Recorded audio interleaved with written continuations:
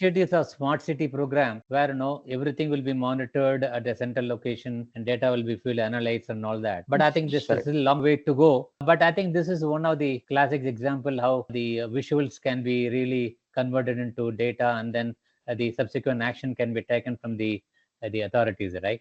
Wonderful. Correct. And Dubai is a classic example for you. If you take Yes. Dubai, there's nowhere you can hide. Maybe in the absolutely. bathroom, but nowhere else. When you watch the Hollywood movies in Netflix and Prime, I mean, you know how the FBI's and CIA's monitoring this kind of movement through cameras positioned on the street, right? I mean, it's Yeah. astonishing. And that's how they use it, like, right? But it's a long way to go for India to catch up kind of level of collecting data, With and then Pegasus and yeah, that kind of softwares being right, available, even you're sitting next to your phone, the world is listening, whether you're absolutely. talking or not. So, I would like to add a point to this. The solutions are available in India. It is the mindset which people don't want to apply. These kind of yeah, solutions are already available. In Delhi, I seen these solutions are available. Most of police walas patrolling that area, they deliberately switch off those solutions. It is Right. reasons better known to them. Because I did a project with a smart city, and the cameras were having everything, edge-based analytics as well as the server backend analytics. And they were switched off. They were deliberately kept on off mode. Reasons better known to them, which I don't want to deliberate right now. we also know, but yes.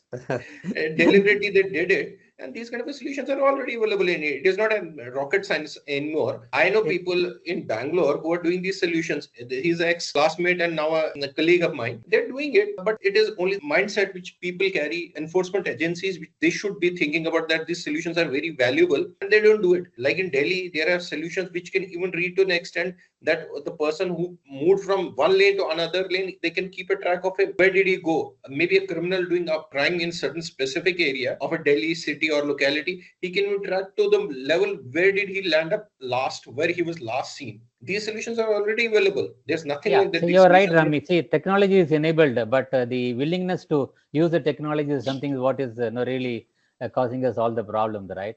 the So I classical think, like yeah, Kumbh Mela, Yogi Adityanath did the best thing. right, I think it could not have been delivered best the way he delivered the Kumbh Mela.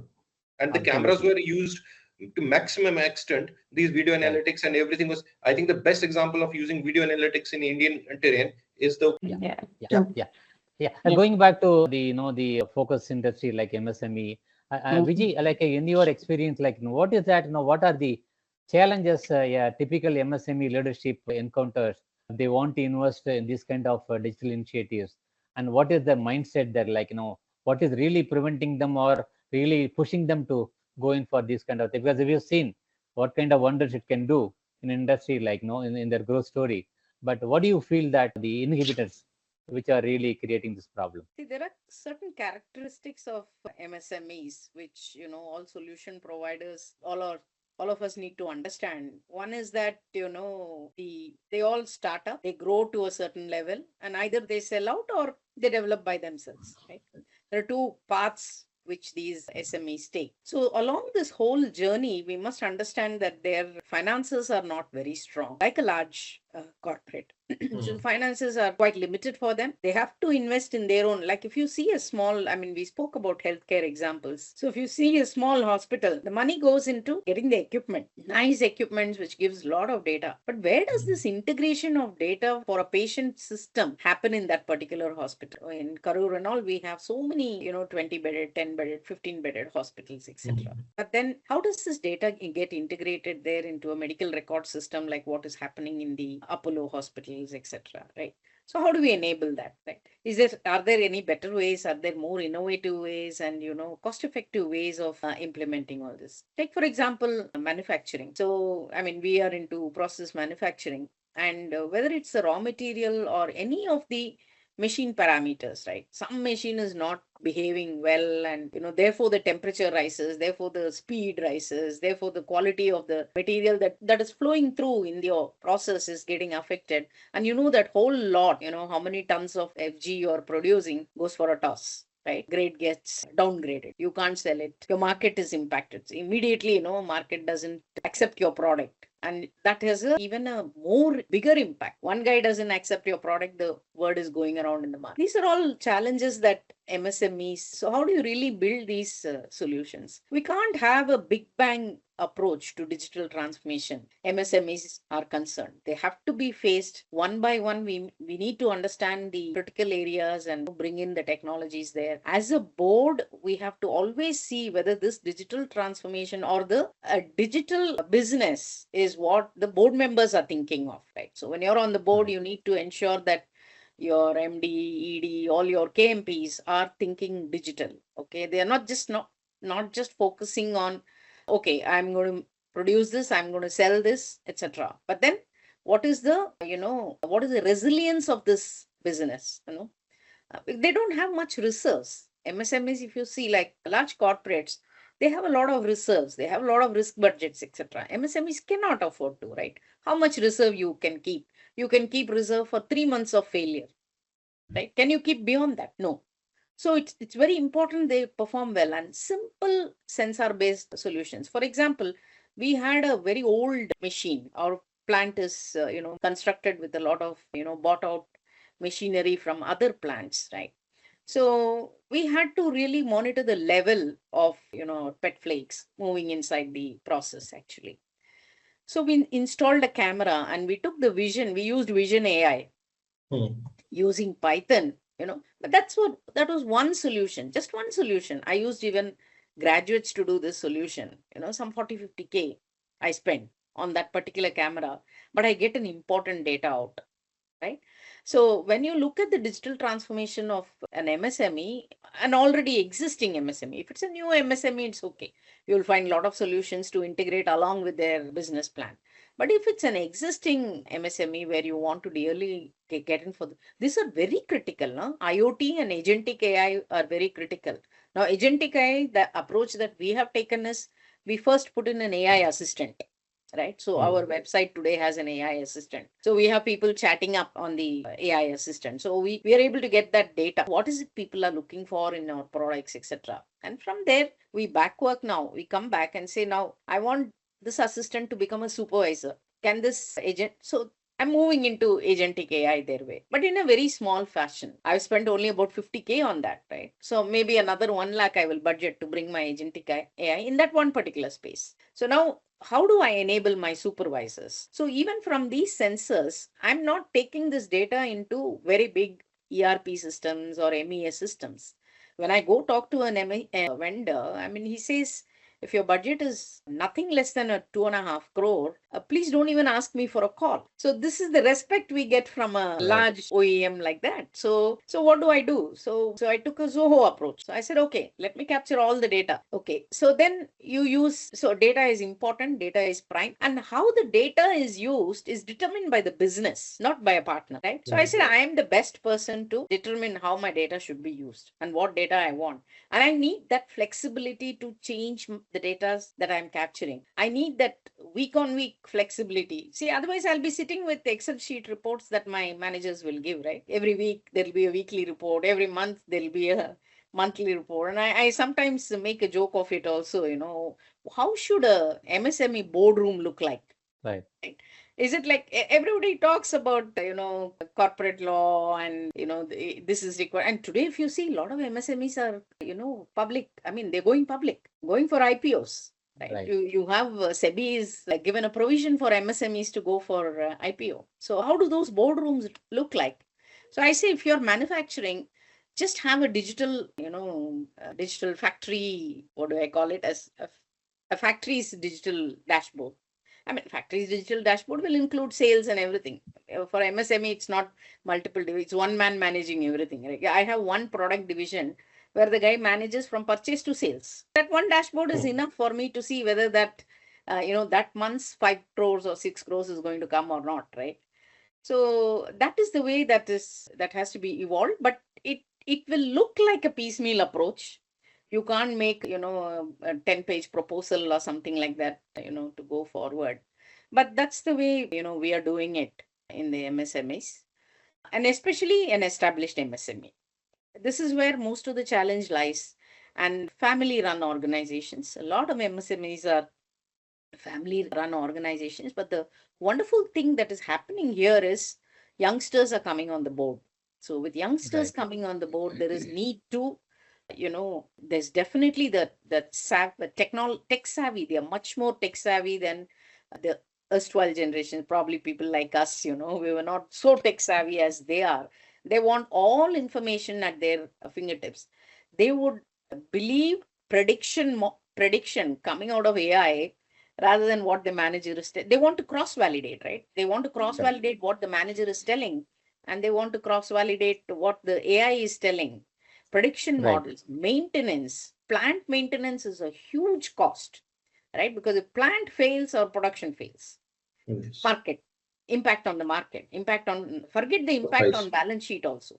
Impact on the market, immediate impact on the market if your quality fails. So this is where, the young board members need a lot of support. So we Yeah. have to be very innovative, little things, they say, and build it all together. So I generally, the digital approach I have is look for data capture at the point of action.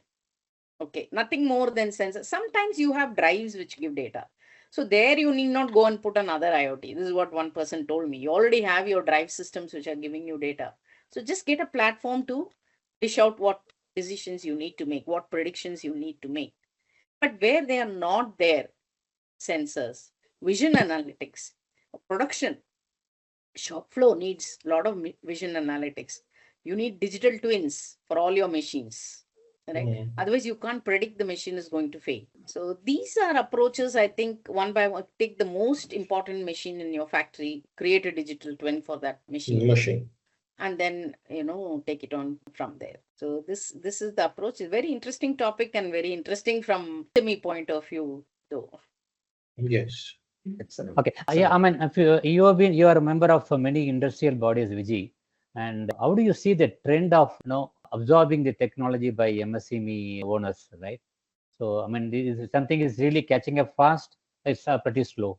Yes, it is catching up fast, and especially since I have a brand also, the digital commerce is picking up very, very fast. So, and today, most of the plant equipments, if you see, most of them are digital enabled, and most of them, I mean, there is less of human dependence in all the supervisory areas of a plant actually today. It's all picking up fast. And see, the unfortunate thing is we don't have any government subsidy for MSMEs to go into technology. It's very minimal. If at all there is, it is very, very minimal. I have tried. I have not got it. So I think up to a 500 crore company, it should not be just, 2 crore company and all that, right? But 2 crore companies can manage. They can manage from their head. They don't need much of systems around them. But up to 500 crore company, it'll be good if government can give some subsidies in terms of these solutions. Yes. Wonderful. Now, I think we are nearing our cutoff time. And before we wind up, I think probably we'll take some more dope from Satya. I mean, we talked about healthcare industry, we talked about aircraft manufacturing industry, we talked about adhesives manufacturing process industry, like what which is owning now. And probably if you look at the other two, kind of industry like manufacturing and retail or pharma, right? So how do you see these solutions getting into those areas, Satya? Yeah, you see, retail is already smart, if you ask me. Majority, particularly, I don't know, nowadays my wife doesn't even go shopping, neither vegetables nor groceries. So they all come home. So shopping is more online. So they're already smart. They know the amount of data that goes into all these online platforms is immense, and they know exactly which person is going to order what and when. So they can always plan their warehouse to make sure that the items are available to you on next day delivery. I don't think we have. The best part is next day delivery plus 7 days return. So from a commerce and retail standpoint, that is already very strong, very established, with a lot of AI and analytics and sensor related data already there. No issues about that. Now, the other part that you asked me was about the manufacturing segments.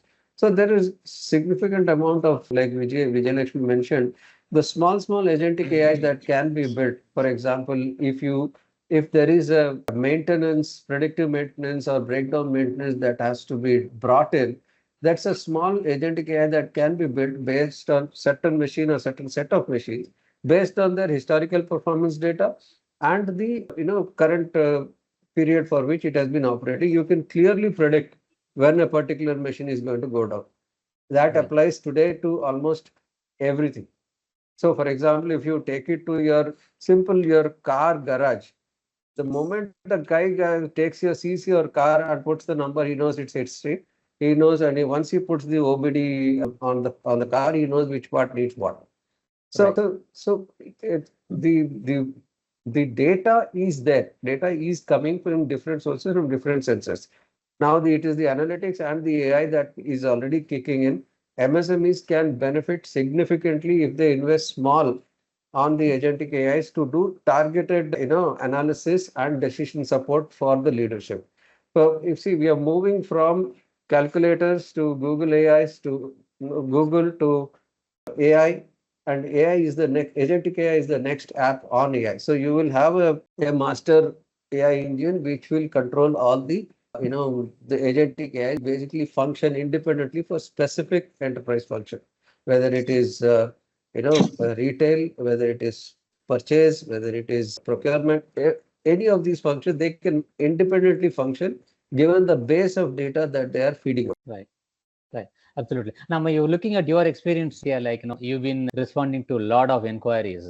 So how do you see the trend catching up in terms of the MSME opting for a digital solution, like from the, seller technology technocrat side? I mean, Vijay talked about from the MSME side. I mean, there are a lot of people are really showing interest and all that. But Right. from your experience, like, do you really see, I mean, you've been having discussion with a lot of owners, right? Founders and all Correct. that. So how do you see the Correct. trend? The trend is very encouraging, and the appetite to do more for less is Right. significant, and that is what eventually drives this small industry. You will have the solution that they look for, the small problems that they want to address is largely driven around doing more for less. And if a solution that we build, whether it is Right. our platform, data platform, or the analytic solution, or the prediction models that we give them, it can give them more bang for the buck, and they can do more with the less. And the skill is now, see, the specific technical skills that you're looking for is slowly moving away from people to machines. So now Yes. people have to only decide. The machines can adopt all those skills.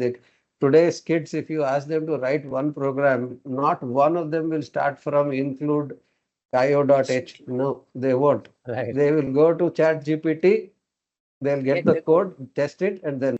So that is Right. that is where we are. That's the ground reality. Let's not push the children to start by hearting spellings and grammar. It doesn't work anymore. Right. See, I mean, there are the use cases are immense. If you look at any Immense. type of industry, we are talking about traffic patterns. We are talking about monitoring patient vitals. We talked about predictive maintenance in factories.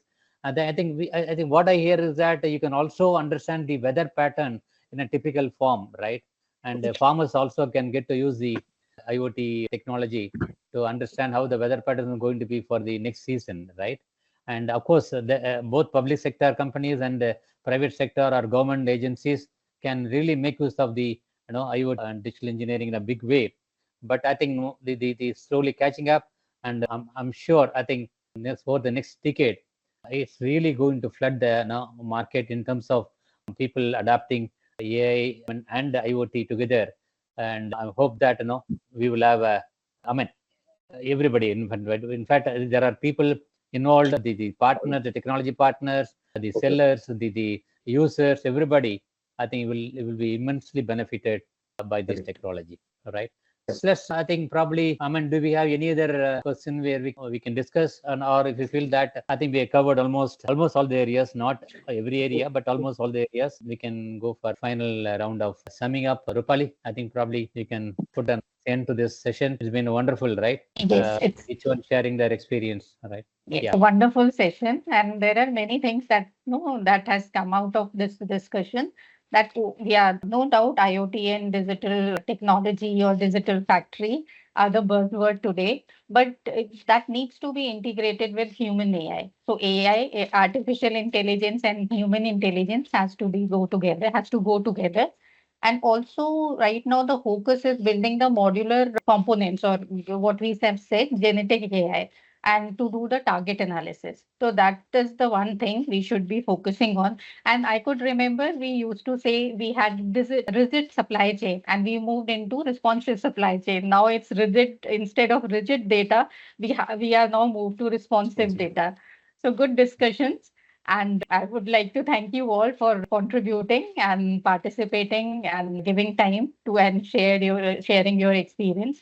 Thank you so much for your. Thank you. Thank you, Thanks, colleagues. thanks, Satya. Thank you. Thanks, Thank you. Satya. Thank Thanks, you, Raveen. everybody. Thanks, Thank you. everyone. Shiva. Vijay. Thank you. Okay. Thanks, Bye-bye. Vijay Lakshmi. Thank you. Thank you. Thank you. Thank